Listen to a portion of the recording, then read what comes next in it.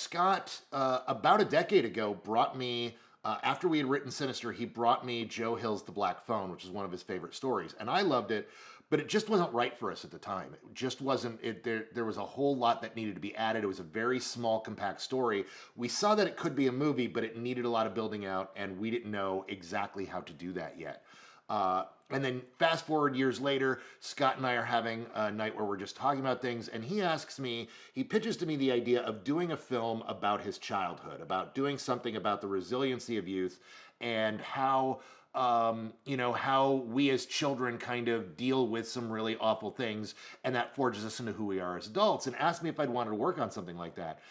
And I was like, of course I would. And then through that conversation, the Black Phone came up, and we were like, oh, what if we took this concept of your childhood and put it onto the Black Phone? That would fill in all the blanks that we needed, and it just seemed like a no-brainer.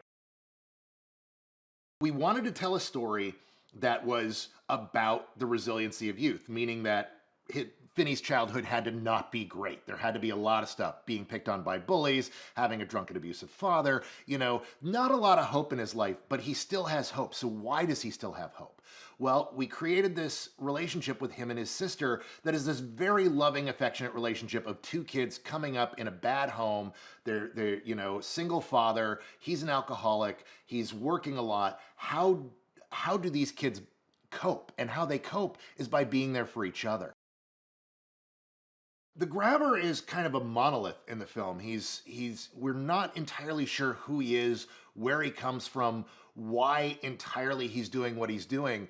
Although Scott and I bury a lot of that in the subtext. If you dig in and you really kind of think it through, you get who this guy is and where he came from and the idea of the things that happened to him in his own childhood that clearly has forged who he is now.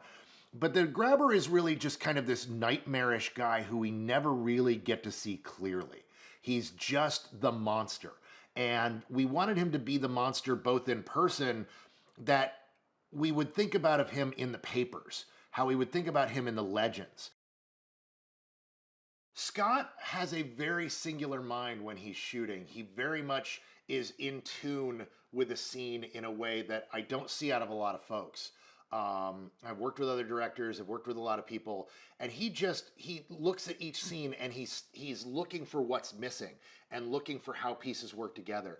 And he has a very, very visual understanding of storytelling and a very visual mind. Like, he creates these incredibly bizarre, fantastic, psychedelic landscapes in his imagination that very much he sees and knows how to bring to life. And in a very tactile way. He wants you to feel like you could reach through the screen and touch the scene there.